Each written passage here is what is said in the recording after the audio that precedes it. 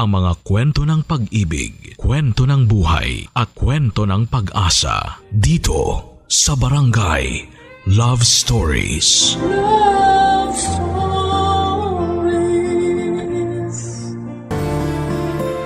Iisa nga lang ba talaga ang mundo? O meron pa itong katulad na hindi natin nalalaman? Ganon ba man pag sinabi nating dalawang mundo, ibig sabihin ang lugar na ginagalawan natin ay magkaiba. Ang pwede at hindi pwede. Ikaw kabarangay, nasubukan mo na bang magkaroon ng dalawang mundo? Dear Papa Dudut, magandang araw po sa inyo. Ako po si Landon, 30 years old na po ako sa ngayon. Pero ang kwento ko po ay nangyari sa akin 10 taon na ang nakakaraan. Maaga po akong naulila sa mga magulang ko. Ang nanay ko po ay sa sakit at ang tatay ko naman ay sa isang aksidente sa trabaho. Naiwan po nila sa akin ang bahay na ipinundar nila at ang halaga ng insurance na bigay ng kumpanya ng tatay ko. Naubos na po ang perang naiwan nila pero nagamit ko naman po yon sa mga importanteng bagay.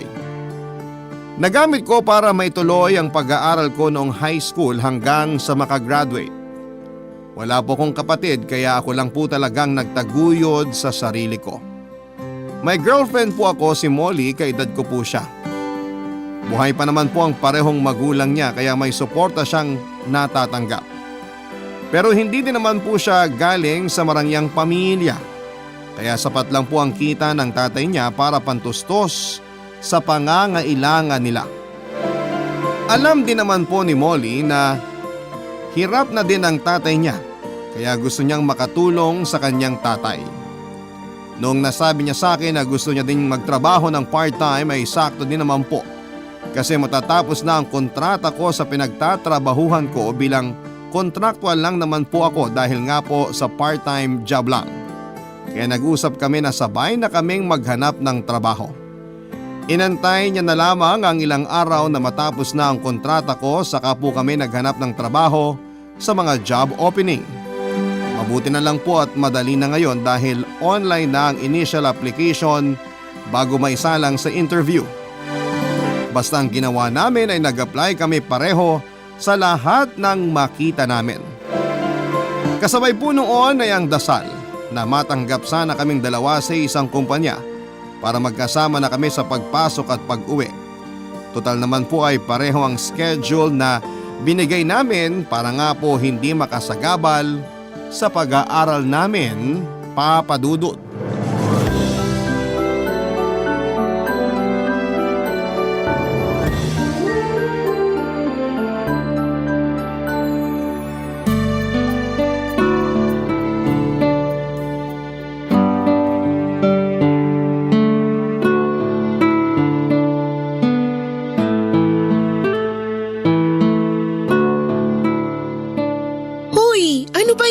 Mo. Ha? Bakit? Anong bakit? Abot lupa na yung nguso mo at ang noo mo parang gusot na crepe paper. Grabe ka naman. Lukot na yung crepe paper, ginusot mo pa. Kasi naman, bakit ba kanina ka pa ganyan? Okay naman ako ah.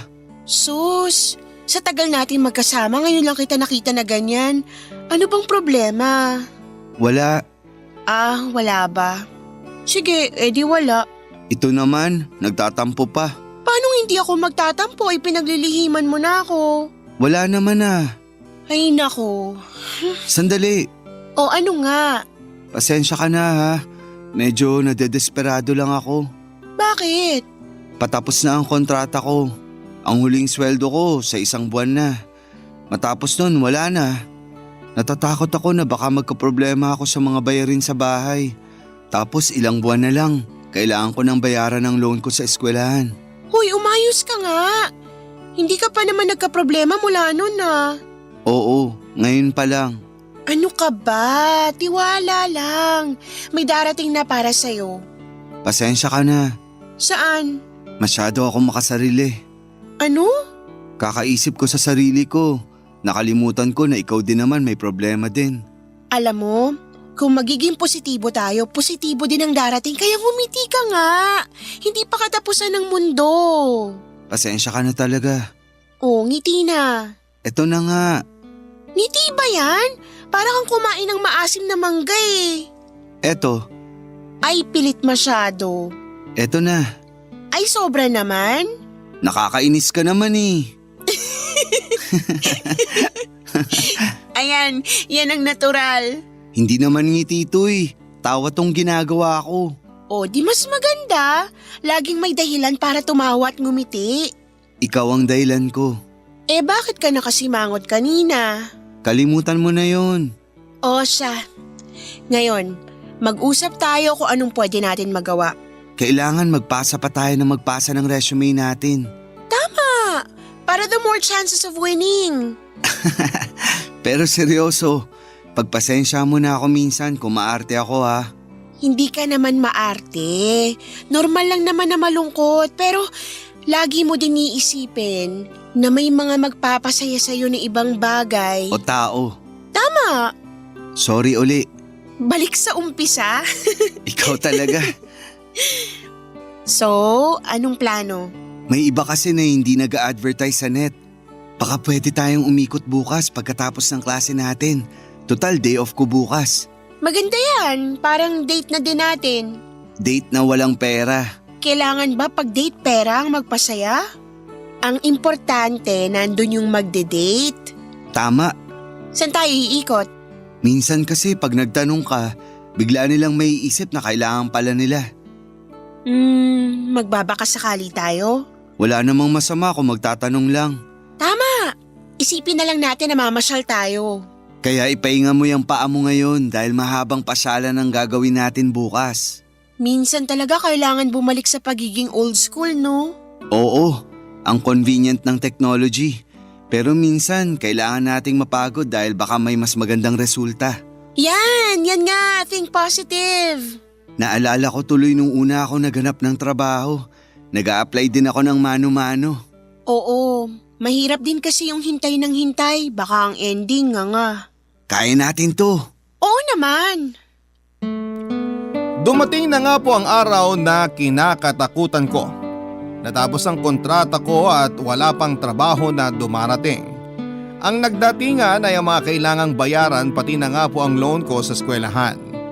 Hinuhulugan ko lang po kasi ang tuition ko, Papa Dudut. Mabuti po ay napakiusapan ko ang eskwelahan na isasabay ko na sa susunod na hulog ang hindi nabayaran para sa buwan na yon.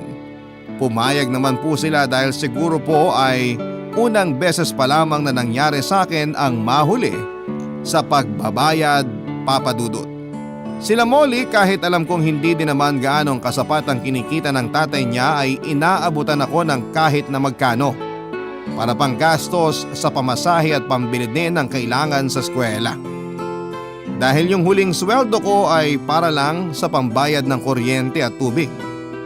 Nahihiya po ko kila Molly pero pag pinipilit niya na kunin ko ang inaabot niya ay kinukuha ko na din po dahil wala na po talagang natitira sa akin.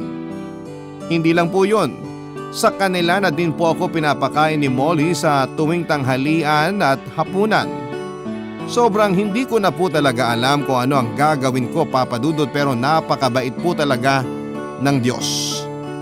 Dahil may tumawag sa akin, isa sa mga kumpanya na pinagpasahan namin ng resume, Papa Dudut, sinabi na tanggap na daw ako dahil maganda naman daw po ang credentials ko, ang qualifications at ang background sa pagtatrabaho kaya direkta na nila akong tinanggap.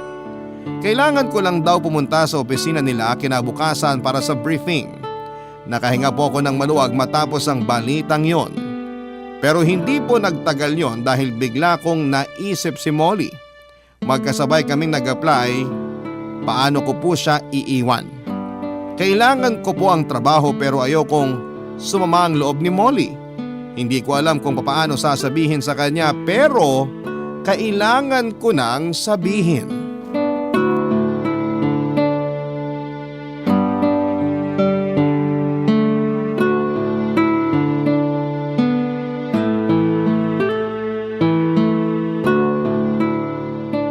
Kumusta ka? Ayos naman. Yung loan mo sa school, kumusta? Napakiusapan ko naman sila na ihahabol ko. Mabuti naman. Ikaw, kamusta ka? Ganun pa din. Teka, kumain ka na ba? Sandali, may natira pang tanghalian dyan. Mamaya na, maghahapunan na rin naman. Pero baka nagugutom ka. Hindi naman, ayos lang ako. Sigurado ka ha? Oo, salamat. San ka pala galing? Yun nga ang sasabihin ko. Oo nga, sabihin mo na. Kasi ayan na naman yung malungkot mong mukha. Ikaw din kasi mukhang malungkot kaya nadadala ako. Kasi may gusto din akong sabihin sa'yo. Ano yun? Mamaya na, ikaw na muna. Molly, Oh, ano ba yan? At ang lalim ng hinga mo ha? kasi natatandaan mo yung fast food chain na pinag-applyan natin? Natatandaan ko lahat ng fast food chain, restaurant at kung ano-ano pang shop na pinag-applyan natin. Oo, Anong oo? Ano ba yung sasabihin mo? kasi galing ako sa opisina nila kanina. Anong ibig mong sabihin? Molly, natanggap kasi ako. Nagpunta ako sa briefing kanina. Hindi na kita nasabihan. Wala na kasing load ang cellphone ko. Talaga? Huwag ka sanang magalit. Anong wag magalit? Bakit ako magagalit? Hindi ka nagagalit? Hindi no, masaya nga ako. Pero paano ka? Anong paano ko? Okay ako. Okay na okay. Masaya ako dahil natanggap ka. Kinabahan pa naman ako kung paano ko sasabihin yung ibabalita ko. Ano ba yung ibabalita mo? May tumawag na din sa akin kanina yung fast food chain. Pinapapunta din ako bukas para sa briefing. Ha? Salamat Lord!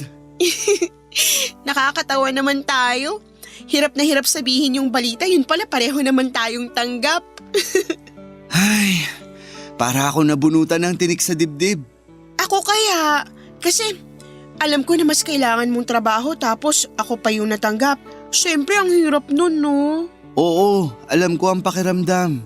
Okay daw yung schedule natin. So, sabay tayong papasok sa eskwela at pagkatapos ng eskwela, sabay tayong pupunta sa store at sabay na uuwi. Ang galing nang nangyayari. Ito yung kopya ng kontrata ko. Pinapirma na ako kanina. Tapos start na ako sa Monday. Patingin. Eto, Ha? bakit? Hindi ito yung fast food chain na tumanggap sa akin. Ibig mong sabihin magkaibang kumpanya? Oo. Pero teka, yung branch mo, dun din sa lugar kung nasan yung branch ko? Yung katapat na fast food?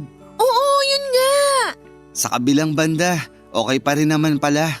Oo, kasi sabay pa din tayo papasok at uuwi. Yun nga lang, magkaiba tayo ng papasukan. Ayos na yan, at least magkatabi lang. Magkatabing magkatabi. Kung hindi ako nagkakamali, ang pagitan lang ng mga store natin, yung maliit na daan papasok sa drive-thru ng store nyo. Oo nga, yun nga yun. Nakakatawa naman. Pwede tayong magkawayan kasi parehong glass wall yung tapat natin. Oo nga. Ay, pabor pa din talaga sa atin ang nangyari. Salamat naman. Ako kaya kailan magsisimula? Sana Lunes na din para sabay na tayo. Ay, anong oras ang briefing mo bukas sa office nyo? Umaga din ang schedule ko. Sige, sasamahan kita. Punta ka na lang ng mas maaga para makapag-almusal muna tayo dito. Sige. Wala kaming paglagyan ng saya ng hapon na yon, Papa Dudut. Minsan talaga dapat na hindi unahin ang takot dahil hindi naman natin alam kung ano ang magiging katapusan. Masyado ko na stress kakaisip kung paano ko sasabihin kay Molly, napakadali lang pala at ang resulta ay pumabor pa sa aming dalawa. Kahit abala sa pag-aaral ay nagiging masaya para sa amin ang pagtatrabaho dahil magkasama kami. Si Molly dahil unang beses niya pa lamang maging working student ay inalalayan ko. Kasi alam ko yung hirap ng transition sa aralang, ang inaatupag at yung sabayang aral at pagtatrabaho. Hindi naman naging mahirap kay Molly kasi una ay gusto niya naman ang ginagawa niya. Pangalawa ay masaya siya dahil mas nagkakasama kami at pangatlo ay nakakatulong siya sa mga magulang niya. Planadong planado na din ang routine namin buong araw. Mula pagpasok sa umaga hanggang sa pag-uwi sa gabi. Para hindi kami magsawa ay iniiba-iba namin ang ruta namin pauwi at paminsan-minsan ay naglalakad kami para hindi rin kami magsawa. Pag maaga akong lalabas sa duty ko ay pumapasok muna ako sa store nila Molly at doon ko siya hinihintay. Ganon din siya sa akin, Papa Dudut, pero pag madaming tao sa mga stores namin ay sa labas na lamang kami naghihintay para hindi naman nakakahiya na nakatambay kami sa mga stores namin. Pero may hindi magandang bagay ang sasabihin sa amin. Barangay Love Stories. Barangay Love Stories. Papa Dudut, masaya kami sa trabaho namin, sa nangyayari sa amin at sa gawin namin kapag pauwi na. Pero hindi ko naisip na magbabago pala yon dahil sa mga pulisiya ng pinagtatrabahuhan namin. Kinausap ako ng management ng store namin na hindi daw ako pwedeng pumasok o pumunta sa store nila Molly. Kahit ubarin ko pa daw ang uniforme ko dahil para daw mas gusto ko ang produkto nila kesa sa amin. Kahit na anong paliwanag ko ay hindi ito pinakinggan ng manager ko. Sa halip ay mas uminit pa ang ulo niya sa pagpapaliwanag ko. Hindi daw ako pwedeng kumain ng produkto ng kabila habang nagtatrabaho pa ako sa fast food kung saan ako nagtatrabaho. Tinakot pa niya ako na pwede niya akong tanggalin kapag naulit pa ang mga bagay na sinabi niya. Ang pinaka hindi ko maintindihan ay hindi daw kami pwedeng makitang magkasama ni Molly ilang metro mula sa pinagtatrabahuhan namin. Sa makatuwid po ay hindi kami pwedeng magkasabay, mag-usap o magtinginan ni Molly. Kailangan ko po ang trabaho ko kaya sumang-ayon na lamang ako sa kanya. Kaya ng araw na yon ay nag-message na lamang ako kay Molly na sa ikalawang kanto na lamang kami magkita pag uwi. Sumang-ayon naman po siya. Nang magkita kami ay parang ang tagal kong hindi siya nakita dahil nga po sa utos ng manager ng pinagtatrabahuhan ko. Saka kami nag-usap at doon ko lang nalaman na sinabihan din pala siya sa kanila. Pero hindi kasing grabe ng sinabi sa akin ay sinabihan lang siya na huwag papasok sa amin kung naka-uniforme kahit naka-jacket pa ito. Yun lang naman po ang sinabi sa kanya, Papa Dudut.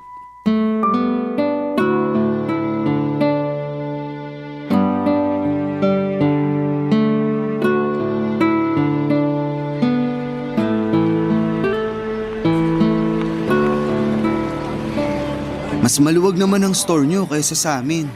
Yung ayaw akong papasukin sa inyo ng naka-uniforme, tama lang naman. Well, hindi naman natin talaga ginagawa yun eh. Oo nga, kapag nagpupunta ako sa inyo naka-t-shirt na ako. Yun nga lang, suot ko pa rin ang pantalon. Ako naman nagdodoble ako ng sweatshirt o jacket. Pero yung sayo parang paalala lang.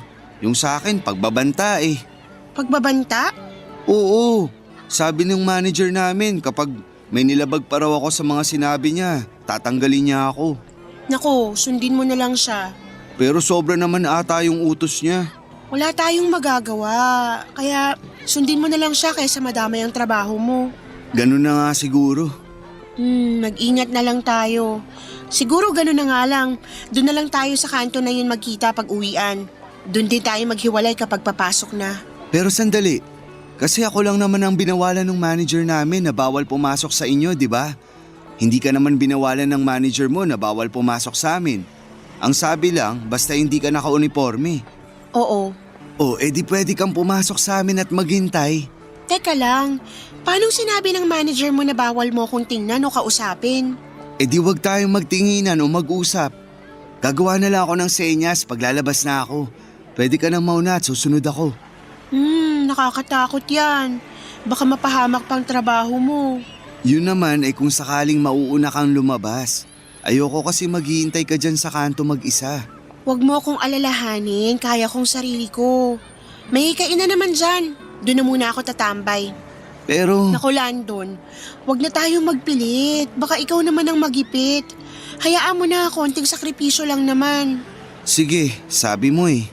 Masaya ka ba sa trabaho mo? Oo, okay naman ang mga kasama ko. Maliban na nga lang sa manager namin. Halos lahat sila inis dun sa manager namin, pero wala na lang umiimik. Sinabihan din ako nung isang kasamaan ko na wag nang lumaban kasi ilang kasama na nila ang tinanggal nun. Tinanggal? Pareho ng dahilan sa atin? Hindi, iba-iba eh. Yung isa humingi lang ng extension na 1 hour sa duty niya. Tinanggal. Masyado daw demanding. Yung isa, nagtanong bakit kulang yung oras na nabayaran sa kanya. Tinanggal. Masyado daw maangal. Sobra naman siya. Naku, kung makakaharap mo siya, maiinis ka sa kanya. Nakaharap ko na siya. Sinimangutan ako nung dati tapos pinagsabihan ako na wag daw ako magkalat. Napaisip ako kung anong kinalat ko. Bakit ngayon mo lang nakwento yan? Sobra na yun ah. Hayaan mo na siya. Basta tayo masaya. Wag mo na siyang pansinin ha. Huy. Oo. Galing sa ilong? Wag mo na lang siyang pansinin ha. Importante, may trabaho tayo. Oo. Teka, eto na naman ako si Selfish. Ikaw, hindi ko natanong kung kamusta naman ang first time mo magtrabaho. Wala namang madaling trabaho pero makakalimutan naman ang hirap kung masaya tayo sa ginagawa natin. Tama. Pero ang sarap sa pakiramdam yung makakatulong na ako sa magulang ko. Tama ka. Sayang nga lang, hindi naramdaman ng mga magulang ko na natulungan ko sila. Sorry, ang insensitive ko. Hindi, totoo naman. Naalala ko lang sila mama at papa. Ay, wag na nga tayo malungkot. Sa unang sweldo ko, saan mo gustong pumunta? Ano ka ba? Masaya naman ako kahit nasa bahay lang tayo.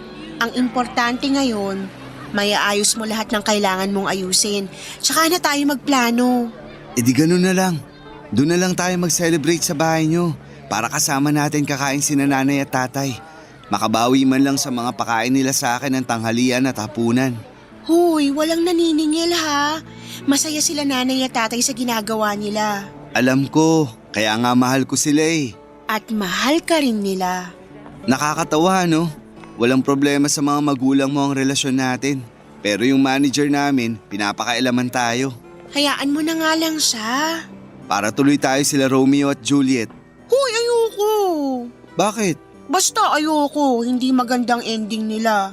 Oo nga, pero parang lang naman. Tara na nga. Tara na, Juliet! Nakakainis ka, bahala ka dyan. Uy, hintayin mo ako! Biro lang! Dahil sa hindi kami pwedeng makita ni Molly na magkasama o magkausap ay bumuo kami ng mga senyasan. Para kahit sa mga salamin ng mga store namin ay nakakausap namin ang isa't isa nang hindi nalalaman ng store manager ko. Minsan ay natatawa na lamang kami sa sarili namin kapag nag-uusap kami ng ganon. Ang sarap pala sa pakiramdam na para kaming naglalaro at para kaming nakikipagtaguan sa store manager ko. Kahit ang mga kasamahan ko ay hindi alam ang mga senyasan namin. Kaya nagtataka sila kapag minsan ay matatawa ako ng mag-isa. Ang lagi kong depensa ay may naaalala lamang ako. Pero papadudot hindi ko akalain na may magiging masamang epekto pala ang pagsulyap-sulyap namin sa mga glass wall ng store namin. Hindi dahil sa store manager ko kundi para sa aming dalawa mismo, papadudot.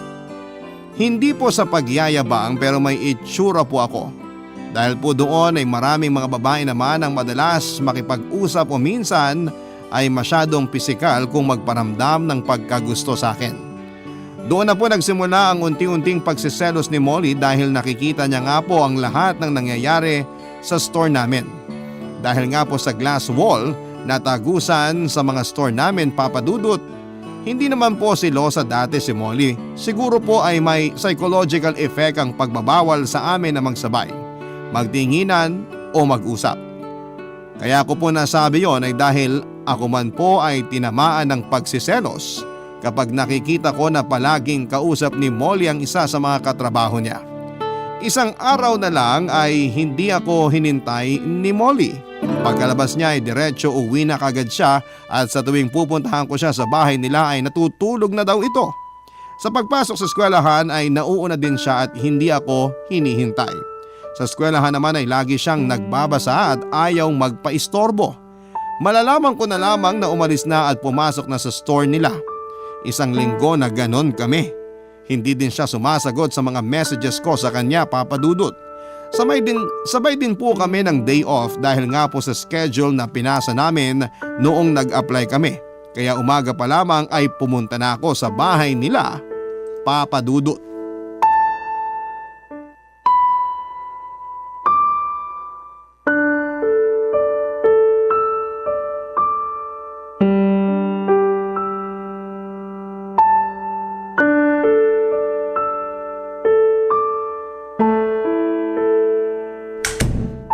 Molly, Anong ginagawa mo dito? anong ibig mong sabihin? Palagi naman ako nagpupunta dito ah. Aalis ako. Day off natin, saan ka pupunta? Bakit kailangang malaman mo? Molly, 1 linggo na tayong hindi nagkakausap. Nagkikita man tayo, hindi ka din naman nakikipag-usap. Pagpupuntahan kita, lagi kang tulog sa umaga, lagi kang nakaalis na. Hindi ba dapat sabay tayong papasok? Mabuti na yon para iwas sa store manager mo. May sistema naman tayo para hindi niya tayo makita. Mabuti na yung nag-iingat. Baka mahuli pa tayo. Molly, mahigit 2 buwan na nating ginagawa yun. Hindi naman tayo nahuhuli. Bakit bigla mong naisip na mahuhuli tayo? Basta, Anong basta? tsaka na tayo mag-usap. Kailan? Palagi mo akong iniiwasan. Busy lang ako. Saan? Bakit kailangan mong malaman? Kasi ganun tayo. Yun tayo. May kailangan akong bilhin. Sasamahan kita. Wag na. Gusto ko. Ang gusto mo lang bang masusunod? Wala bang kwentang desisyon ko? Sasamahan lang naman kita. Lagi naman tayong ganun. Baka oras na para maiba naman. Anong maiba? Bakit? Gusto mong ibahin? Lando naman, nasasayang ang oras natin. Kailan pa nasayang ang oras natin sa isa't isa? Ang dami namang tanong. Ako din madami pang gagawin. Tutulungan nga kita. Ang kulit mo naman eh. Molly, bakit ka ba nagkakaganyan? Anong bakit? Wala naman akong problema. Kung wala kang problema, sasamahan kita. Hindi na nga lang ako aalis. Bakit? Anong bakit? Sige, kung yan ang gusto mo, hindi ako magsasalita. Matutulog na lang ako. Molly, kagigising mo lang. Pati ba pagtulog ko kailangan kontrolado mo? Hindi kita kinokontrol. Sinasabi ko lang sa'yo. Ano bang gagawin ko na hindi mo ako guguluhin? Guguluhin? Mamaya na tayo mag-usap. Maghihintay ako dito. Paano ako mapapakali kung nandyan ka? Molly, ano ba to? Bakit ba? Alam mo, walang mangyayari sa usapan na to. Kasi wala kang sinasagot sa mga tanong ko. Kasi wala namang dapat sagutin. Sabihin mo sa akin kung anong nagawa kong mali. Landon, pakiusap naman. Bumalik ka na lang mamayang hapon. Maghihintay ako dito hanggang gusto mo nang makipag-usap. Mahiya naman tayo kila nanay at tatay oh. Baka madinig nila tayo isipin nag-aaway tayo. Kung hindi tayo nag-aaway, anong nangyayari sa atin? Wala akong inaaway. Mas masakit pa sa inaway ang ginagawa mong pananahimik. Kaya nga, tsaka na tayo mag-usap. Wag na muna ngayon. Masama ang pakiramdam ko. Anong susunod na excuse mo? Napunta ka na sa masama ang pakiramdam eh. Bahala ka kung gusto mo maghintay. Patutulog ako. Papa Dudut, ewan ko kung maaawa ako sa sarili ko pero alam kong awang-awa ang nanay at tatay ni Molly sa akin. Hindi din nila alam kung anong nangyari kay Molly. Kinausap nila ako na bigyan na lamang muna ng oras si Molly para makapag-isip-isip. Pumayag ako, Papa Dudut. Ayaw pa muna nila akong paalisin hanggang sa hindi ako kumakain. Pero gumawa na lamang ako ng excuse. Parang hindi ko yata kayang kumain kung ganon ang nangyayari sa amin ni Molly. Hindi na ako kumain pero mas hindi ako makatulog. Buong magdamag akong nag-isip. Inabot ako ng umaga, tinanghali ako ng gising at hindi na ako nakapasok sa eskwela at na-late pa ako ng kalahating oras sa pagpasok sa trabaho. Kaya syempre, ayun na naman ang manager namin, nakahanap na naman ng butas para bulyawan ako. Tumahimik na lamang ako, Papa Dudut, kasi wala namang sense ang pangangatwiran ko. Isa pa ay late ako, parang ang hirap na mga twiran. Ayos na po sana eh. Hinahayaan ko na lamang siyang magalit sa pagka-late ko pero muntik na po akong sumabog noong sabihin niya na akala ko daw ay hindi niya alam na nag-uusap kami ni Molly sa glass wall. Hindi lang daw siya nagsasalita dahil ayaw niyang makialam. Papadudot kong nalalaman niya na patagong nag-uusap kami dati ni Molly nang senyasan para sa akin ay pakikialam na rin yon.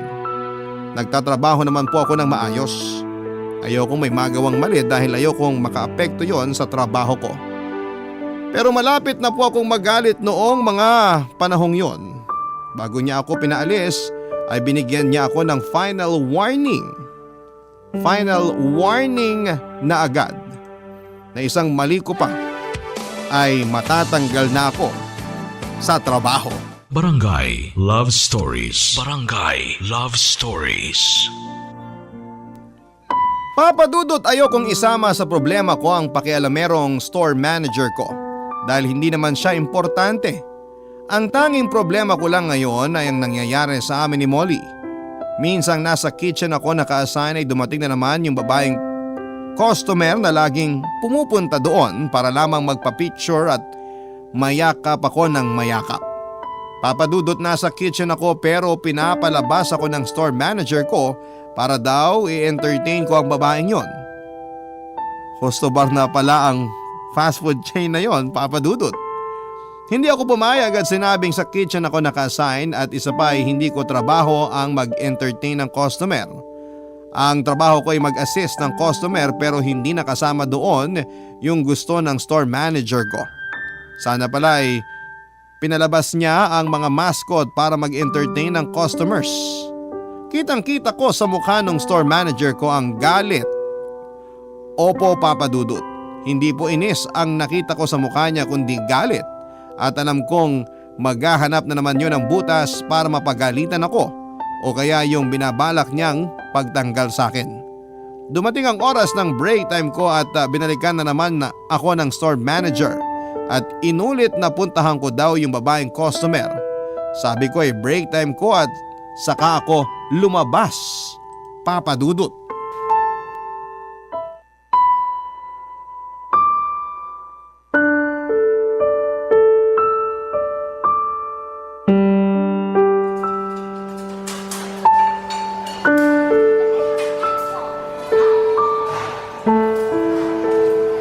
Molly, Anong ginagawa mo dito? gusto kitang makausap. May trabaho ko. Di ba may trabaho ka rin? Break time ko naman. Ako hindi, kaya hindi ako pwede makipag-usap. Sige, alam ko naman na magbe-break ka na rin kaya maghihintay ako. Ano bang ginagawa mo? Hihintayin kita. Nag-iisip ka ba pag nakita ka ng store manager nyo? Hayaan mo siya. Gusto mo bang mawala ng trabaho? Mawalan na ng trabaho, wag lang ikaw ang mawala. Baliw ka na talaga. Halika nga, doon tayo sa likod. Magkita tayo doon.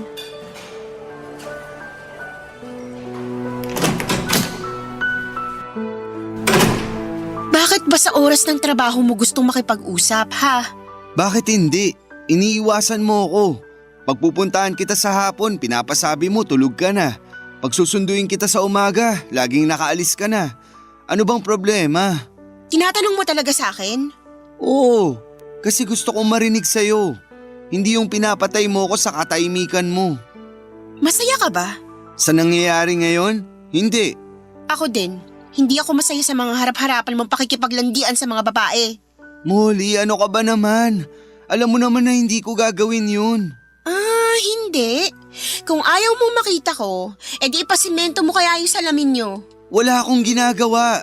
Nakikipaglandian ka nga. Kinakausap ko lang sila kasi customer sila. Wow! Dapat ba lahat ng customer niyayakap? Hindi ko sila niyayakap. Kung may nakikita kang ganun, sila ang yumayakap sa akin, hindi ako. Pwede mo namang iwasan. Pero yung store manager ko, pinagsasabihan ako na wag ko raw bastusin ang mga customer. Pag kinakausap daw ako, makipag-usap ako at wag aalis. Ayun, nakahanap ka ng excuse. Buti na lang masama ang ugali ng store manager mo, kaya pwede mo siyang gamitin. Siya talaga ang nagsabi nun. Ikaw din naman, sinabi mo sa akin na wag na lang kumontra sa kanya para hindi madamay ang trabaho ko. Hindi ko alam. Anong hindi mo alam? Bakit hindi mo sabihin na nagsawa ka na din sa akin? Ano bang sinasabi mo? Totoo naman, diba? Saan ba galing yung iniisip mo? Nakikita ko dati na may mga ganung babae na lumalapit sa'yo pero nakikita ko kung paano mo sila layuan kaya malaking tiwala ko sa'yo. Pero ngayon iba na eh. Dahil nga sa store manager ko. Tapusin na natin ang usapan na to. Bakit? Dahil ba naghihintay na yung katrabaho mo? Bakit? Sabay ba kayo kakain? Anong sinasabi mo? Ako, hirap akong umiwas sa mga customer. Pero ikaw, kung makadikit sa katrabaho mo, walang kahirap-hirap. Bastos ka! Napakawalang hiya mo. Molly, sorry. Hindi ko sinasadya. Layuan mo na ako, Landon. Ayoko makita ka kahit kailan. Molly, wag naman ganito. Bitiwan mo ako! Molly, uminahon ka. Bitiwan mo ako! Molly naman. Umalis ka na! Molly! Bumalik ka na sa trabaho mo. Molly, mahal kita. Bumalik ka na, baka malaman ng store manager mo na nandito ka. Molly! Papasok na ako. Papa Dudut, alam kong hindi sinasadya ni Molly ang pagsampal sa akin at ang pagtaas niya ng boses. Naramdaman ko po yun bago siya pumasok sa store nila. Yun nga lang po halos parang iskandalo ang nangyari dahil may mga taong nasa paligid na napatingin sa amin. Gaya nga po ng inaasahan ay nakarating yon sa store manager ko at walang pakundangan niyang sinabi na huwag na akong pumasok kinabukasan. Kunin ko na lang ang huling sweldo ko sa katapusan ng buwan. Papa Dudut, napakahalaga sa akin ang trabaho ko. Pero sa totoo lang po ay parang hindi ko iniinda yon noong panahon na yon. Ang lahat po ng atensyon ko ay nasa nangyayari sa amin ni Molly. Para sa akin kung mawawala si Molly parang wala na din namang halaga ang mga ginagawa ko sa buhay. Malaki ang pangarap ko para sa aming dalawa kaya sinabi ko sa sarili ko na kailangan kong ayusin kaagad ang nangyayari at hindi ko maaayos ay bahala na kung ano ang mangyari. Sobrang depresyon ang naramdaman ko, Papa Dudut. Ang hirap, ang sakit. Hindi po sa sumusuko ako pero gusto kong makausap si Molly sa huling pagkakataon. Matapos yun ay mananahimik na ako kung ayaw na niya sa akin. Kinabukasan ay naglakas loob ako na puntahan si Molly sa bahay nila. Pinapasok na ako ng nanay niya at nakaupo na lamang ako sa may sofa nila, balisa at hinihintay siya. Nakausapin ako, Papa Dudut.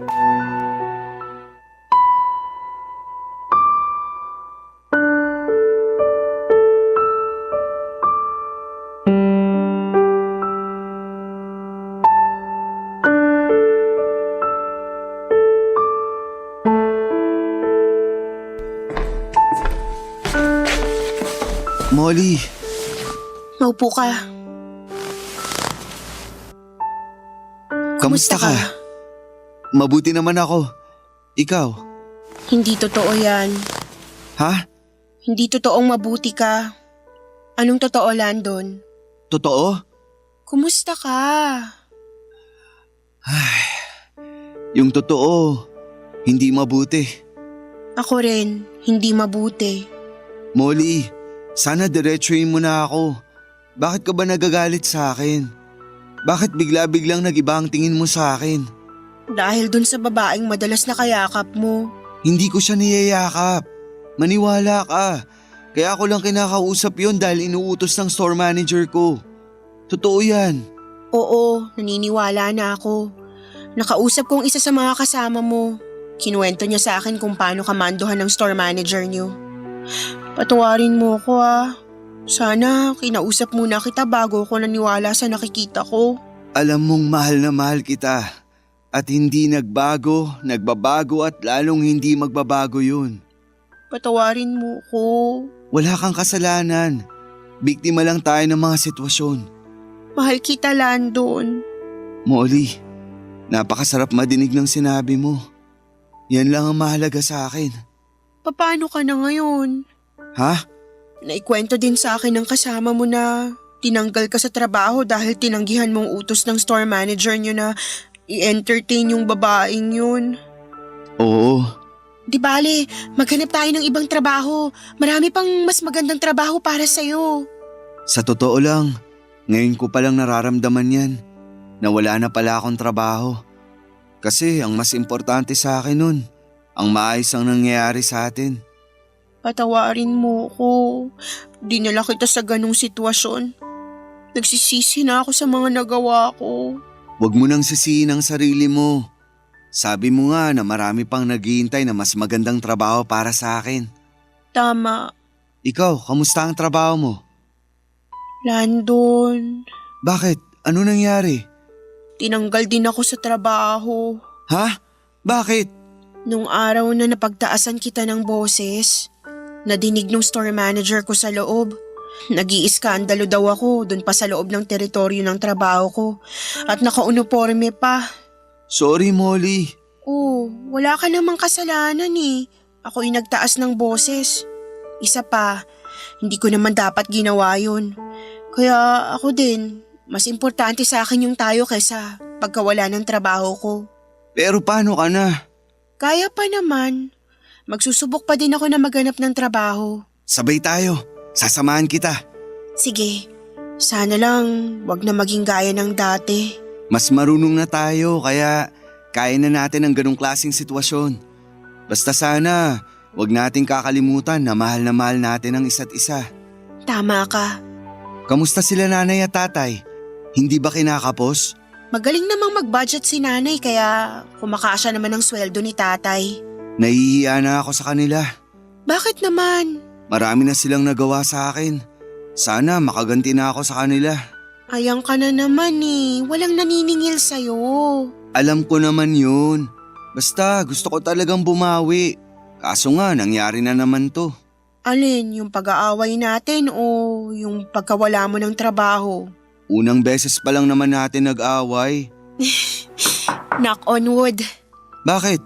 Ayoko nang maulit yung mag-aaway tayo. Oo nga. Ang lakas naman ng katok mo. Baka akalain nila nanay at tatay may kumakatok. Meron naman talaga ah. Ha? Meron ba? Oo, tayo.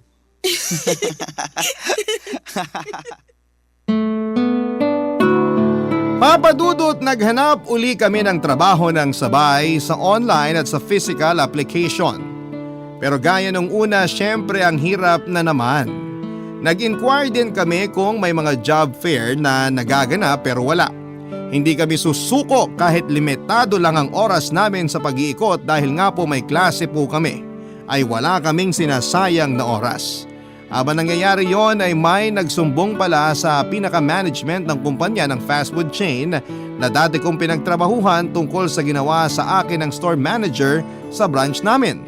Nalaman ng management na tinanggal ako dahil sa pagpunta ko sa kakompetensyang store at sa hindi ko pagsunod sa gusto niyang i-entertain ko ang mga customers. Sinabi ng management na hindi pulisiya ng kumpanya ang mga ginawa ng store manager ko. Bukod sa ginawa sa akin ay nai-report din ang mga ginawa niyang pagtanggal sa mga naunang nagtatrabaho doon dahil lang sa sariling batas at kagustuhan ng store manager na yon. Papa Dudut, tinanggal sa trabaho ang store manager na yon at sa kabutihang palad ay tinawagan ako at ibinalik sa trabaho. Sila pa ang humingi ng dispensa sa mga nangyari sa akin. Pinag-aaralan din nila ang background ko, qualifications and credentials. Nakita nila na pwede na daw pala akong itaas sa posisyon. Papa Dudut, ako na ang ilalagay sa posisyon ng dating store manager ko. Oo, Papa Dudut, magiging store manager na ako. Alam din nila ang sitwasyon ko dahil nag-aaral pa ako kaya willing silang mag-compromise sa schedule para hindi maapektuhan ang pag-aaral ko. Total naman daw ay gagraduate na ako. Isa pa pong bonus ay binigyan ako ng scholarship ng kumpanya kaya libre na ang nalalabing araw ng pag-aaral ko. Papa Dudut, dahil si Molly ay wala pa ding nakikitang trabaho, hindi na ako nag-overthink kung papaano sasabihin sa kanyang balita na may trabaho na muli ako. Kasi doon kami nagkakaproblema, yung ayaw sabihin dahil baka masaktan ng isa. Diretso kong sinabi kay Molly at tuwang-tuwa siya. Good karma daw ang mga nangyari. Nagsuggest ako kay Molly na huwag na muna siyang magtrabaho hanggang hindi nakakatapos. Sinabi ko na tutulong din ako sa pag-aaral niya dahil total ay wala na akong gagastusin hanggang makatapos. Kaya na makatapos kami ng pag-aaral ay nagpakasal na kami at nagsama. May 3 na kaming anak sa ngayon at namumuhay ng napakasaya. Si Molly may business na itinayo pero tungkol sa mga damit. Ayaw niya ng negosyong pagkain kasi baka daw maging kakompetensya pa daw ng store na pinagtatrabahuhan ko. Pero biro lang naman niya yon. Ang importante ay masaya kaming lahat. Tumaas na rin po pala ang posisyon ko at sa opisina na ako ng kumpanya ng food chain nakapwesto bilang regional manager. Salamat po Papa Dudut sa pagbasa sa aming kwento. Malaking bagay po sa aming mga kabarangay na merong programa na katulad ng Barangay Love Stories na pwede naming gawing hingahan ng sama ng loob. Mapagkwentuhan ang mga bagay na hindi namin masabi sa iba. Mabuhay po ang inyong programa at nawa ay magpatuloy pa ang Barangay LS sa pagiging number 1. Maraming salamat po sa inyong lahat. Ang inyong forever, kapuso at kabarangay, Landon. Nagustuhan ng iyong napakinggan? Ituloy yan via live stream sa www.gmanetwork.com/radio. Barangay LS 97.1 Forever!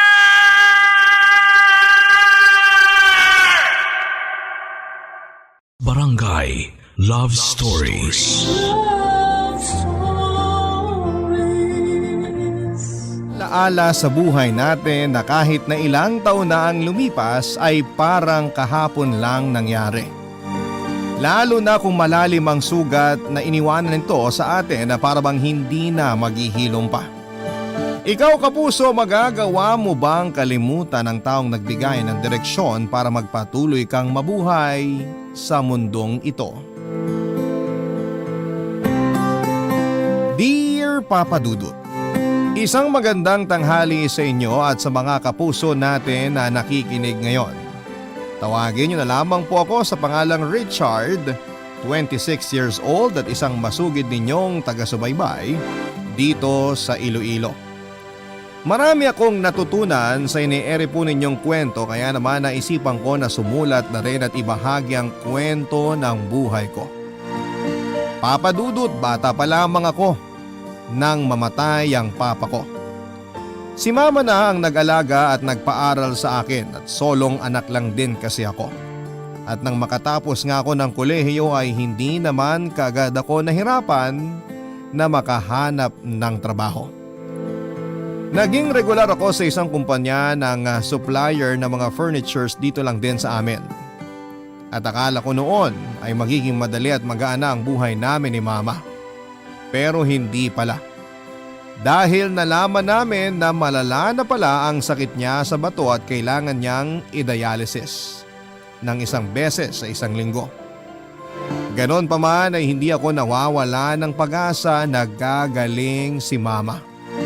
Kaya palagi ako nagsisimba para bigyan ako ng Diyos ng lakas ng loob na lumaban at ng pananalig na makakasama ko pa si mama ng mas matagal na panahon.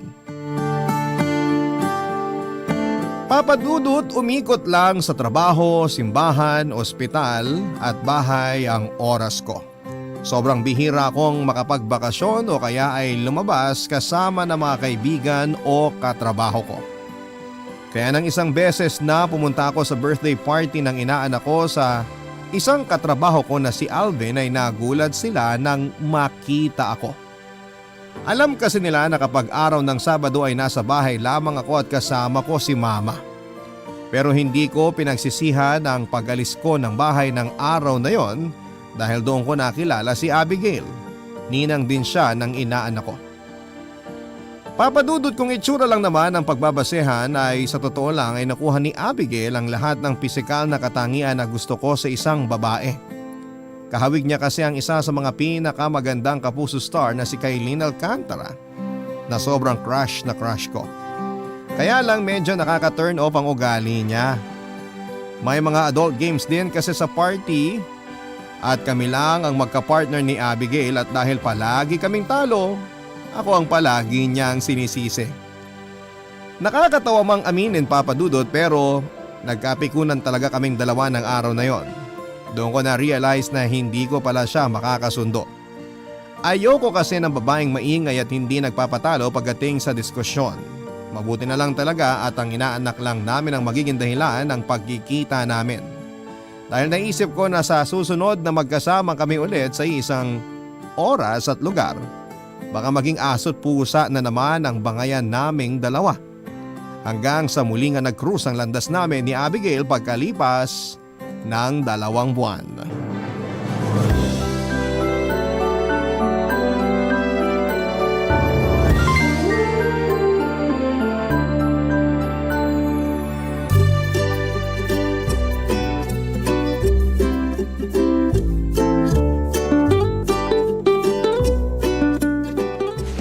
Nasaan na ba yun? Aray! Pwede ba? Tumingin ka naman sa dinadaanan mo. Miss, sorry. Nilalagay ko kasi tong cellphone sa bag ko. Richard? Abigail? Ikaw nga yan! Kulelat! Grabe siya. Kulelat talaga? O bakit? Totoo naman, di ba? Ikaw ang dahilan kung bakit tayo nangulelat sa game sa birthday ng inaanak natin. Uy, 2 buwan na yung nakakalipas. Hindi mo pa rin nakakalimutan yon? Don't tell me. Aawain mo ako ngayon kahit nasa labas tayo ng simbahan. Siyempre hindi, no? Medyo na-guilty nga ako sa pang-aaway ko sa'yo nung nakaraan eh. Wow! May konsensya rin pala si Miss Competitive. Uy, grabe ka rin gumante ah. Ganito na lang. May iba ka pa bang pupuntahan? Gusto mo kumain muna? Libre ko. Niyayaya mo ba ako makipag-date? Hoy, hindi. Sira, nag-guilty lang talaga ako sa pang-aaway ko sa'yo nung nakaraan. Peace offering ko to. Ano? Game ka ba? Eh kung ganitong babae na ang lumalapit sa akin, tatanggihan ko pa ba? Filingero ka rin talaga eh, no? Di ka na nga.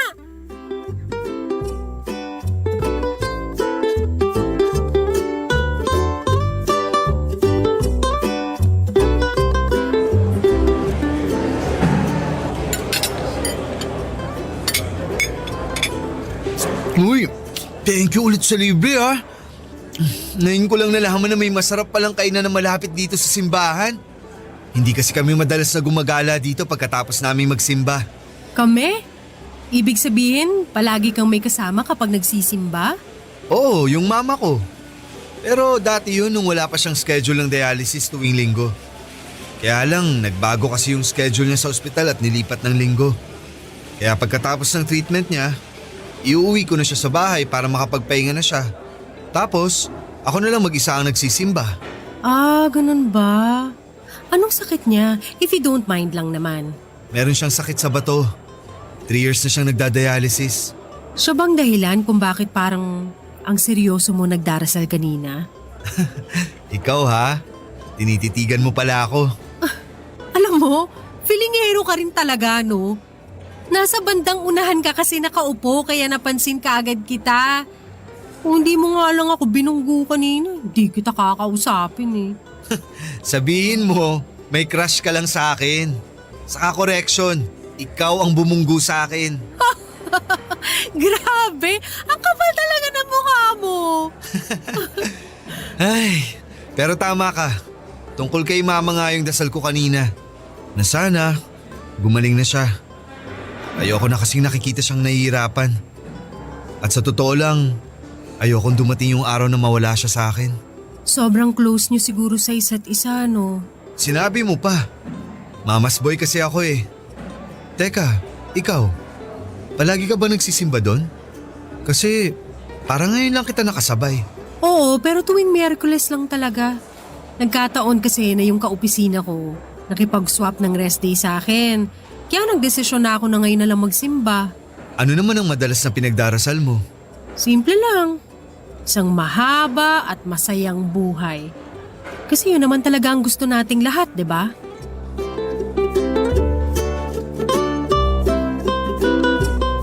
Papadudod, hindi yun ang huling beses na nagkita kami ni Abigail. Dahil ng araw na yon ay nagkapalitan na rin kami ng cellphone number. Mas nakilala ko siya at masasabi ko na mali ang naging unang impression ko sa kanya. Siguro totoo na medyo mataray siya pero masasabi ko na malambing siya, bagay na sobrang nagustuhan ko sa kanya. Magaan kasi siyang kasama at masarap kausap. Madalas ay sabay na kaming nagsisimba at pagkatapos ay kumakain sa labas.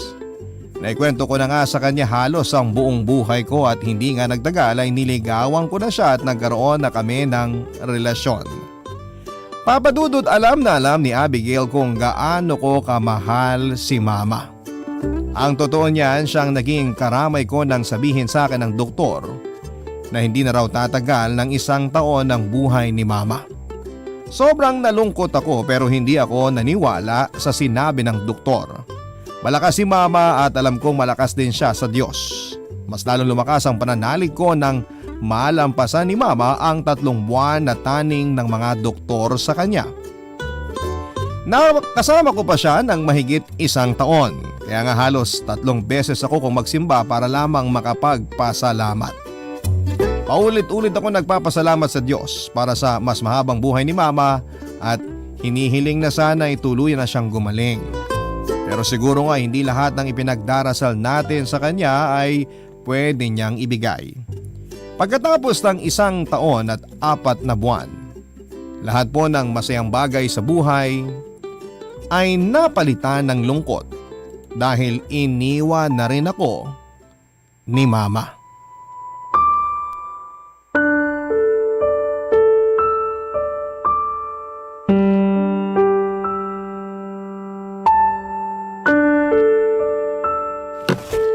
Richard, ito. Dinalan kita ng mga paborito mong pagkain. Kumain ka na please. Wala nga akong gana. Sinabi ko na kanina, di ba? Bakit ba balik ka pa ng balik dito sa bahay? Nakakastorbo ka lang sa pagtulog ko eh. Dahil girlfriend mo ko at nag-aalala ako sa'yo. Mula nang mailibing si tita, ang sabi ni Alvin, hindi ka na raw pumapasok sa opisina ninyo. Wala ka na rin daw kinakausap sa mga kaibigan mo. Richard, kung ayaw mo talaga silang kausapin, kahit ako na lang. Ako na lang ang kausapin mo. Para saan pa? Pare-pareho lang naman kayo. Wala kayong alam sa nararamdaman ko. Saka kapag kinausap ba kita, may babalik ko ba ang buhay ni mama? May babalik ko ba ang lahat sa dati? Bakit? Sa tingin mo ba natutuwa si tita sa ginagawa mo ngayon sa buhay mo? Sa tingin mo, natutuwa siya na nakikita kanya nagkakaganyan? Huwag kang magmarunong. Wala kang alam tungkol kay mama o sa buhay ko. Richard, nandun ako nung sinabi ni tita sa'yo na huwag mong pabayaan ang sarili mo sa oras na mawala siya. Nang sabihin niya sa'yo na magpatuloy kang mabuhay. Kaya huwag mong ulit-ulitin sa akin na wala akong alam at pakialam dahil nandun ako ng mga huling araw na kasama mo si tita. Huwag mo naman akong ipagtabuyan, oh. Dahil nasasaktan din ako sa ginagawa mo sa akin. Kasi kahit mahal kita, marunong din ako mapagod. I'm sorry.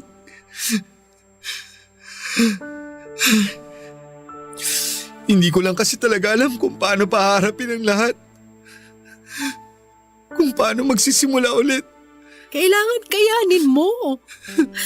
Dahil sigurado ko na kung nasan man si tita ngayon, mas nahihirapan siya dahil nakikita kanya nagkakaganyan.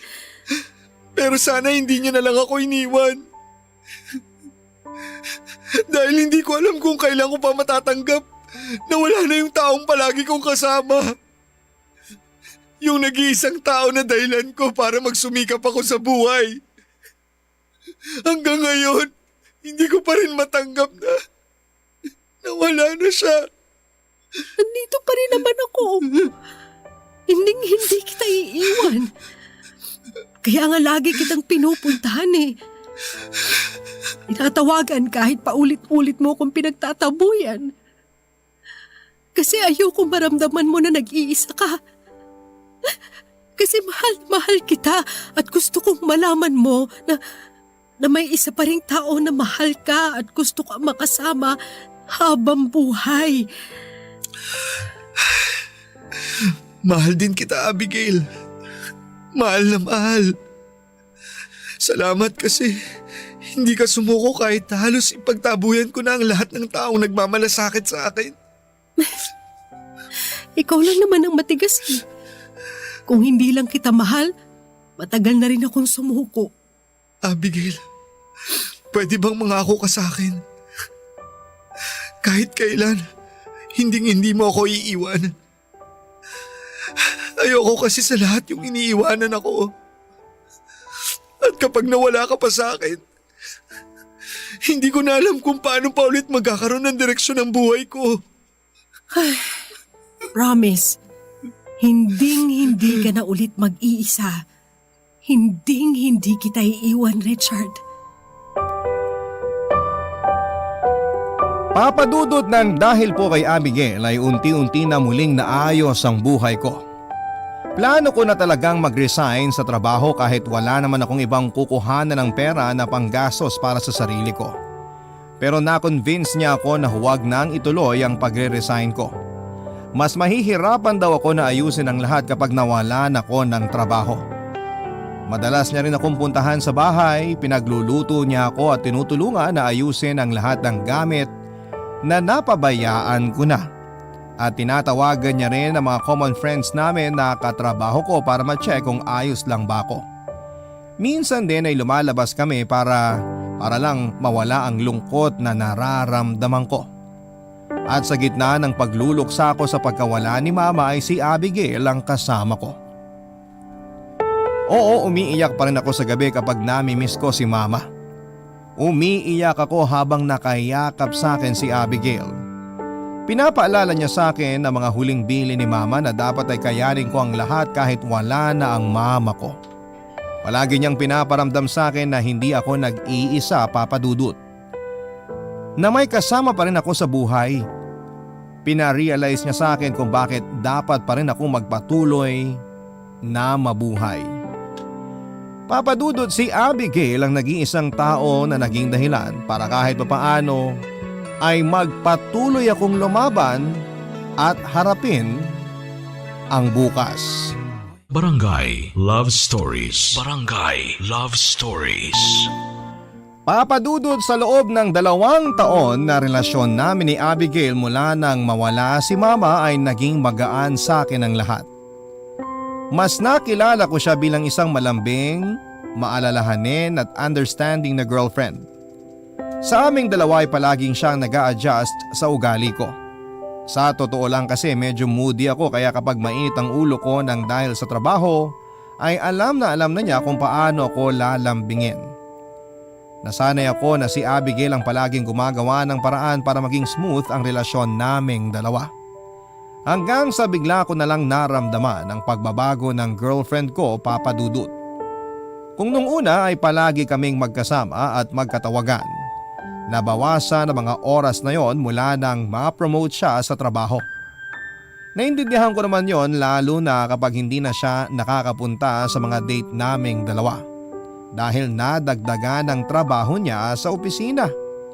Hindi na rin niya ako masyadong pinupuntahan sa bahay at madalas ay hindi niya nasasagot ang mga text o tawag ko. Ang trabaho niya ang palaging dinadahilan niya na pilit kong iniintindi. Ang hindi ko lang maintindihan, Papa Dudut, ay kung bakit hindi niya kaagad sinabi sa akin na may problema na pala ang relasyon naming dalawa. Isang gabi ay sinurpresa ko si Abigail sa bahay niya pero ako pala ang masosorpresa, Papa Dudut. Dahil nakita kong may ibang lalaki na nagatid sa kanya at niyakap pa siya.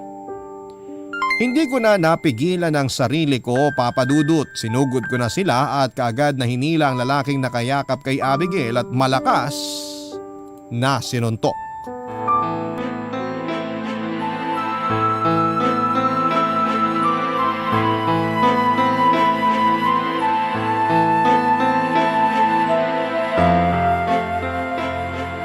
Ang kapal na mukha mo! Ay! Richard! Tama na, please! Eto ba? Eto ba ang lalaking pinagpalit mo sa akin? Hoy! Ano ba problema mo? Ikaw ang problema ko! Dapat hindi ka nakikialam sa relasyon naming dalawa! Tama na! Tama na sabi! Layo, ayos ka lang ba? Abigail, bakit ka sa kanya lumalapit? Hindi ba dapat sa akin? Dahil ayoko na! Ayoko na sa'yo! Anong ibig mo sabihin? Richard, mag-break na tayo! Sandali! Hindi ko maintindihan! Ano bang hindi mo naiintindihan sa sinabi ni Abigail? Tagalog naman, di ba? Tumahimik ka dyan kung ayaw mong buong mukha mo ang basagin ko! Leo, tama na. Hayaan mo na akong kumausap sa kanya. Pumasok na sa loob ng bahay. Teka lang! Bakit pinapapasok mo siya sa loob ng bahay mo? Abigail, ano ba? Humihingi lang naman ako ng explanation. Pero hindi ibig sabihin nun na… Dahil ayoko na nga kasi. Pagod na akong intindihin ka. Si Leo, siya yung palagi nandyan para sa akin. Para makinig sa akin. Sa mga problema ko sa relasyon nating dalawa. Problema? Oo nga, akala ko. Okay tayong dalawa. Yung relasyon natin. Bakit hindi mo sinabi sa akin nung una pa lang na may problema na pala para mas naayos natin to? Paano ko sasabihin sa'yo kung alam kong hindi ka naman marunong makinig?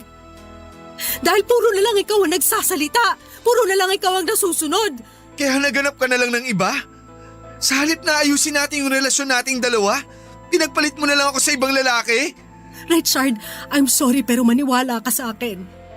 Hindi ko ginusto na mangyari lahat to. Hindi ko sinasadya na mahulog ang loob ko kay Leo. Abigail, nangako ka sa akin. Nangako ka na kahit kailan, hindi mo ako iiwan. Pero ano to? Ginagawa ko lang kung ano yung alam kong tama. Ayoko lang na mas masaktan natin ang isa't isa. Abigail, please. Pwede pa naman nating ayusin to, di ba? Alam ko namang mahal mo pa rin ako. Ayusin na lang natin to. Kakalimutan ko lahat ng mga nangyari ngayong gabi. Magbabago ako. Makikinig na ako sa lahat ng sasabihin mo. Richard, tama na. Huwag na nating pahirapan ang mga sarili natin. Sa huli naman alam natin na magkakasakitan lang tayong dalawa eh. Kaya ngayon pa lang, itigil na natin ang lahat ng to.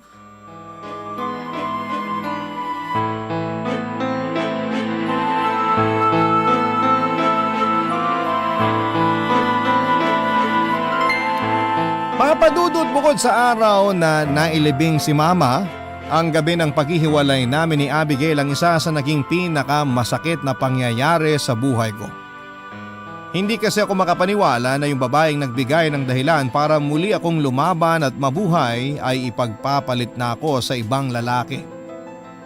Kahit alam ko na pwede pa naming ayusin ang lahat ay hindi ko na rin po pinilit pa kay Abigail ang sarili ko. Hinayaan ko na lamang siya na mawala sa akin kasunod ang muling pagkawala ng direksyon ng buhay ko. Napabayaan ko ang trabaho ko at naging tambay ako sa mga bar kung saan ay madalas akong napapaaway.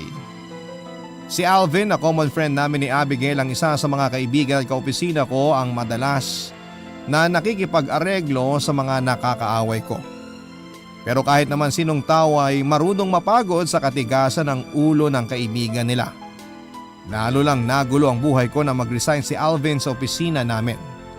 Hindi na kami madalas na nagkikita o nagkakasama.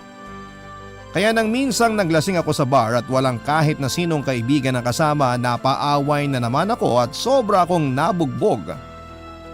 At nagsampa ng reklamo at pinakulong ako ng mga taong nakaaway ko. Ilang araw po akong namalagi sa kulungan. At hindi ko inaasahan na isang araw ay darating si Abigail para tulungan ako. Siyang nakipag-areglo sa mga pulis at sa customer ng bar na nakaaway ko. Pumayag sila na iatras ang kaso laban sa ginawa kong pakikipagbugbugan. Napalaya ako sa araw na yon at inihatid ako ni Abigail pauwi sa bahay ko.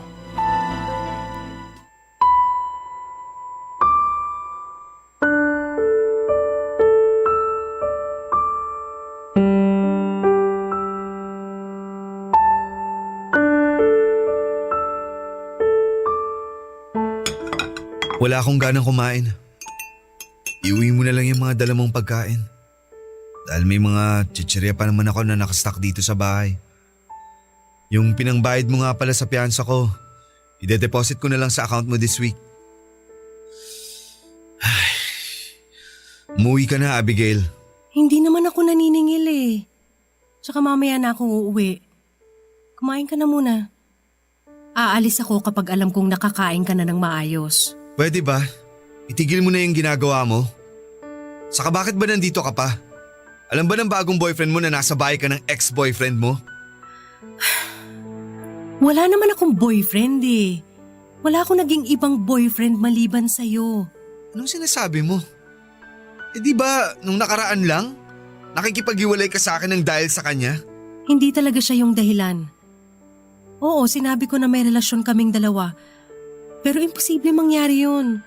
Dahil bukod sa wala naman talaga akong nararamdaman para sa kanya, bakla siya. Alam mo, lalo lang ako naguguluhan. So bakit ka pala nakipaghiwalay sa akin in the first place? Dahil natakot ako. Natakot ako sa responsibilidad ko bilang girlfriend mo. Ikaw na lang ang palaging nasusunod sa ating dalawa. Ang pakiramdam ko nun, sa mahigit na 3 taon na relasyon natin, sa akin mo na lang pinapaikot ang mundo mo. Anong masama dun? Mahal kita kaya natural lang na iparamdam ko sa'yo na ikaw ang buhay at mundo ko. Pero hindi nga yun tama dahil may sarili kang buhay. So ano pala yung tama? Yung pangiiwan mo sa akin sa ere? Yung pagsisinungaling na hindi mo na ako mahal? Na may iba ka ng mahal? Alam mo ba kung ano nangyari sa buhay ko nang dahil sa ginawa mo? Kaya nga bumabalik na ako eh. Dahil nagigilty ka? Kasi nakita mo kung paano muling nasira at bumagsak ang mundo ko mula nung iwanan mo ako. Dahil mahal kita. Bumalik ako dahil gusto ko na ulit ayusin ang relasyon nating dalawa. At sa tingin mo, ganun lang yun kadali? Abigail, nangako ka sa akin na kahit kailan, hindi ka mawawala sa buhay ko. Na hindi mo ako iiwan. Pero sinira mo lahat. Sinaktan mo ako. I'm sorry. Hindi ko naman alam na ganito ang mangyayari. Hindi lang naman ikaw ang nasaktan eh. Gusto ko lang talaga na ma-realize natin kung ano yung mali sa relasyon nating dalawa. Pero bakit hindi mo na lang kasi sinabi sa akin nung una pa lang? Bakit hindi mo na lang hinayaan na sabay nating ayusin ang problemang sinasabi mo? Tapos ngayon, na nakikita mo ako miserable, babalik ka? Dahil pinagsisisihan ko na nga ang lahat ng mga sinabi at ginawa ko sa'yo noon. Na-realize ko na dapat ako ang kasama mo kahit gaano pa kabigat ang problema mo. Dapat hindi kita iniwan noon. Sabihin mo nga sa akin ang totoo. Mahal mo ba talaga ako o naaawa ka lang kaya mo ginagawa ang lahat ng to? Mahal kita at never nawala yon. Bumabalik ako dahil gusto kong patunayan sa'yo na kahit kailan, hindi na ulit ako mawawala sa buhay mo. Hindi ka na ulit mag-iisa. Papadudot muli kaming nagkaayos ni Abigail ng araw na yon. Napatunayan ko kasi na totoo lahat ng mga sinasabi niya sa akin. Hindi talaga sila nagkaroon ng relasyon ng kaopisina niyang si Leo na isa palang bakla. Ginamit lamang niya ito ni Abigail para pumayag ako na makipaghiwalay siya sa akin. Alam daw kasi niya na hindi ako bibitaw kapag hindi niya sinabi na may iba na siyang mahal. Kaya naman kinausap niya raw si Leo para magpanggap na may relasyon silang dalawa. At dahil nga muli kaming nagkabalikan ni Abigail ay muli na ring unti-unting umayos ang buhay ko. Ginawa niyang lahat para makabawi sa akin.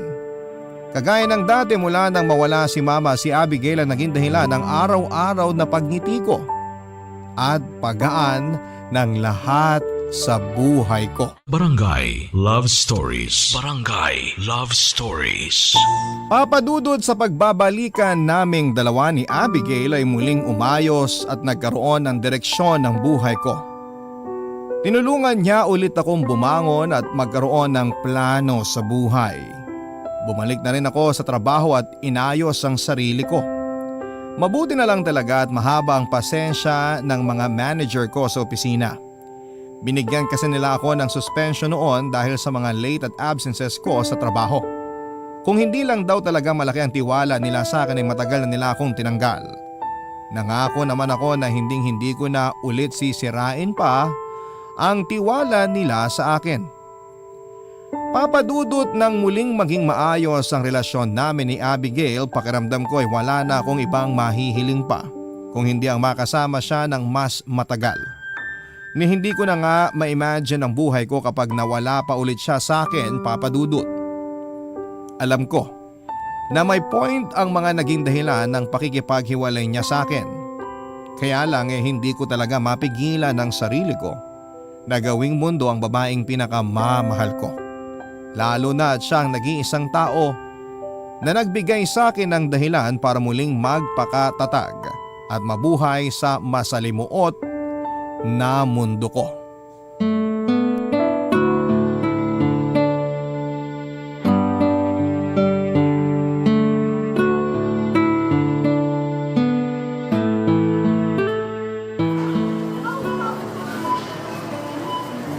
Pauwi na rin ako.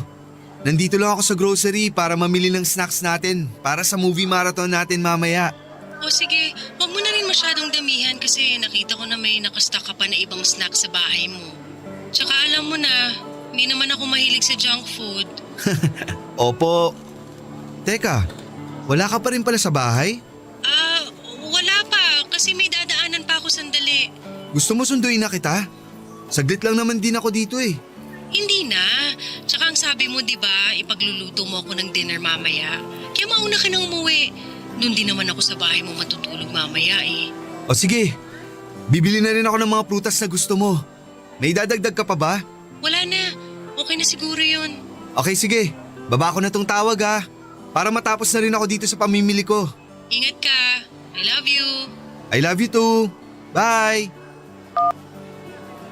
Richard! Uy, sabi na ikaw yan eh! Alvin, ikaw pala. Ang tagal na nating hindi nagkita. Sinabi mo pa.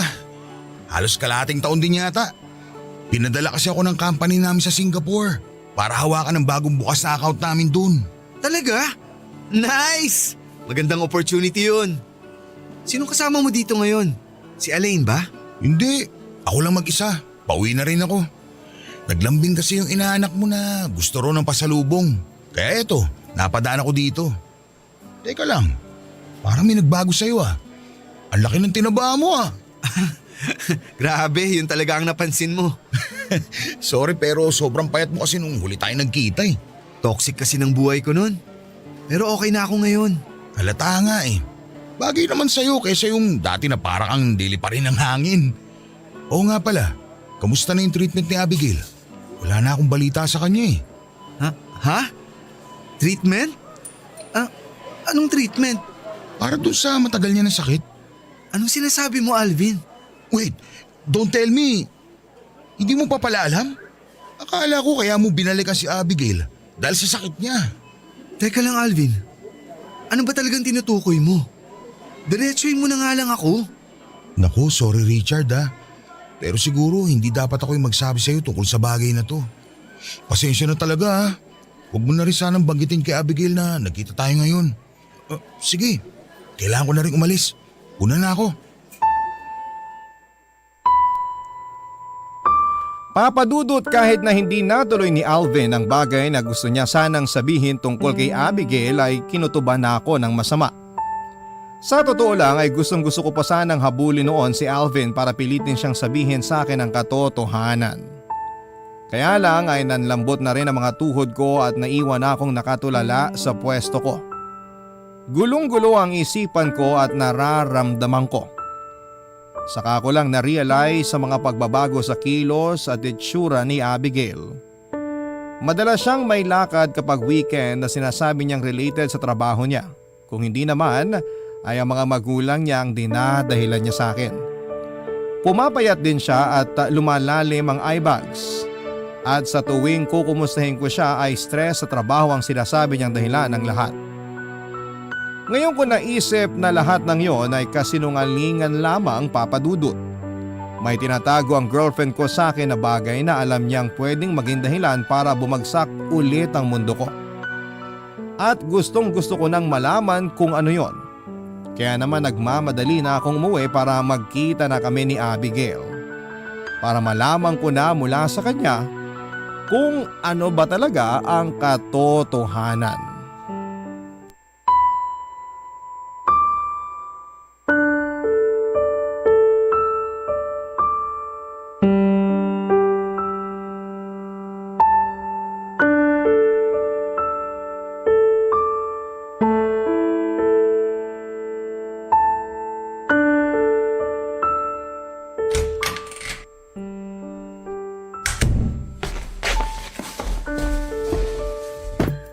Richard, sorry, ngayon lang ako nakauwi.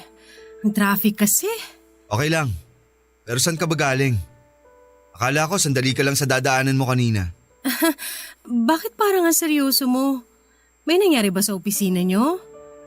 May gusto ka bang ikwento sa akin? Makikinig ako. Ikaw, may gusto ka bang sabihin sa akin? Ano namang sasabihin ko sa'yo?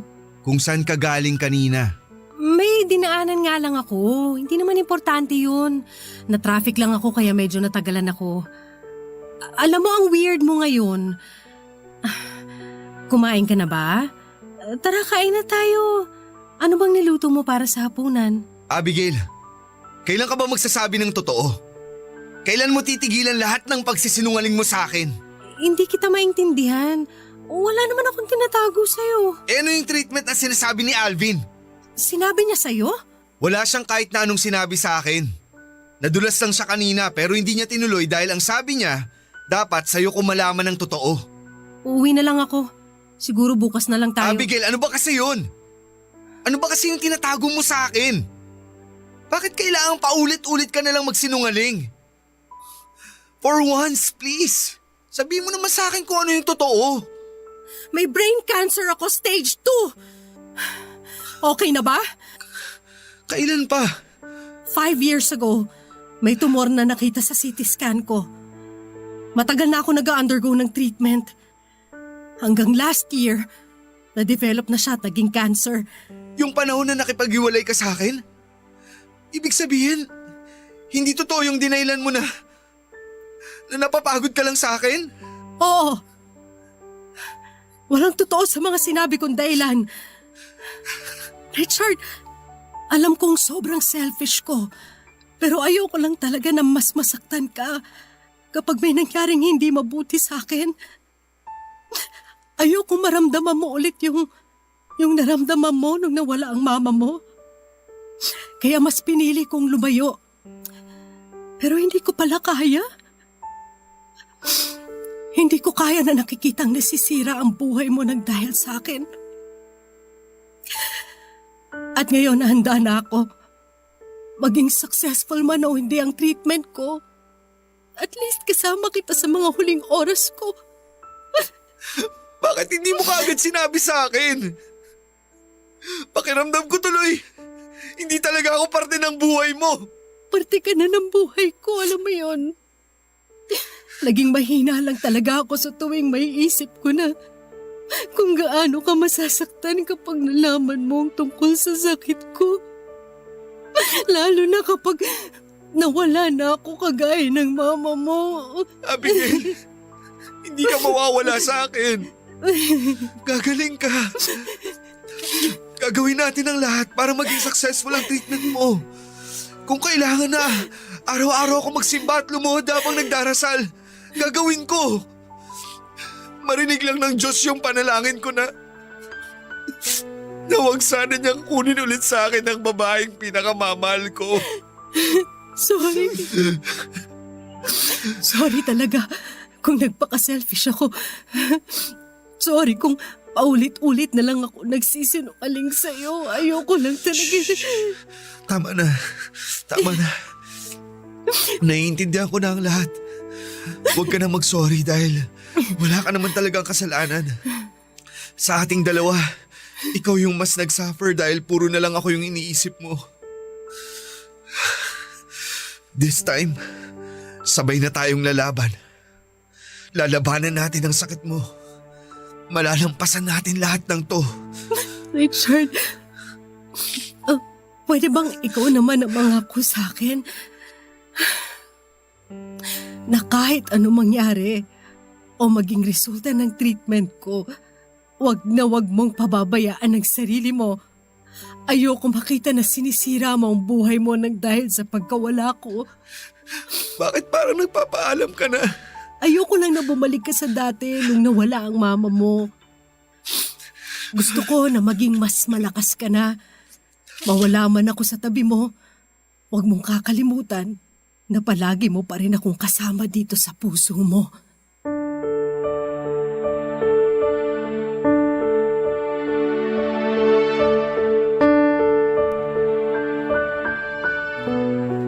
Papadudot kung dati ay si Abigail ang palaging nag-aasikaso at nag-aalaga sa akin, ngayon ay ako naman ang gumagawa noon sa kanya lahat. From stage 2 kasi ay naging stage 3 na ang brain cancer niya. At kagaya ng sinabi ko ay halos araw-araw akong lumuluhod na nagdarasal sa simbahan para gumaling si Abigail. Palagi ko pong sinasabi sa Diyos na kung hindi niya ako napagbigyan na pagalingin si Mama, sana kahit si Abigail man lang ay gumaling ay nawala sa akin. Papadudot pagkalipas ng 1 taon ay kinuha na rin sa akin si Abigail. Halos mawasak muli ang mundo ko nang dahil sa mga nangyari. Ang daming tanong sa isip ko at bakit palagi na lamang kinukuha sa akin ang mga taong mahal ko. Bakit kung kailan nagkakaroon ng direksyon ng buhay ko ay saka naman magkakaroon ng dahilan para maligaw ulit ako? Bakit parang inaalisan na ako ng karapatan na sumaya? Hindi ko na noon maintindihan kung bakit parang paulit-ulit na lamang yung sakit na pinaparana sa akin. Marami pa akong tanong na bakit na kahit isa ay walang nasagot. Pero sa tuwing maaalala ko ang tapang at pananalig ni Abigail bago niya ako tuluyang iniwanan ay unti-unting nawawala ang mga tanong ko. Hanggang sa ma-realize ko na sa halip na questionin ko ang mga nangyayari sa buhay ko ay mas dapat ko na lamang tanggapin ang lahat at magpakatatag para sa babaeng pinakamamahal ko. Dahil alam ko na yon ang gustong mangyari ni Abigail, ang magpakatatag ako. Tinanggap niya na noong una pa lamang na hindi na siya magtatagal sa mundong ito. Pero bago mangyari yon ay sinigurado niya munang magiging maayos ako. Kaya siya bumalik sa buhay ko. Alam niyang mawawala na siya at mas pinili niyang makasama ako sa mga nalalabing oras niya. At yun ang bagay na dapat na ipagpasalamat ko sa Diyos. Ang pagkakataon na binigay niya sa akin para makilala at makasama ang isang kagaya ni Abigail. Papadudot, maraming salamat sa pagpili at pagbasa ng sulat ko para sa araw na ito at sana'y nakapagbigay ng inspirasyon na lumaban sa buhay ang kwento naming dalawa ni Abigail. Kahit gaano pa kalaki ang pagsubok o sakit na dumapo sa atin ay huwag tayong susuko at isipin natin na mahalaga ay lumaban tayo kasama ang mga mahal natin sa buhay. Hanggang dito na lamang po, Papadudot. God bless sa inyong lahat na bumubuo ng Barangay Love Stories. At sa ating mga kapuso at mga kabarangay na nakikinig ngayon, ang inyong forever kapuso at kabarangay, Richard. Barangay Love Stories. Love Stories.